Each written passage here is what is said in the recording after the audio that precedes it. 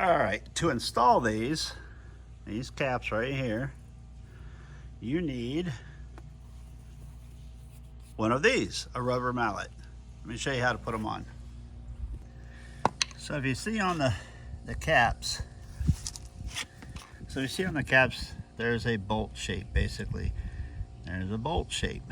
So these are designed for these black rhino rims to fit. It's really, really snug.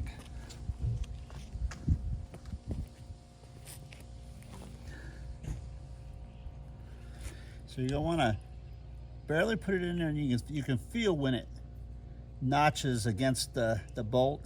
Just push in a little bit with your thumb and then just gently tap until it's flush. That's it. These will not come off. They fit really snug for a reason, and I have had these at 80 miles an hour for over 100 miles, and they're still there. There are no balance issues, no wobbles, no anything.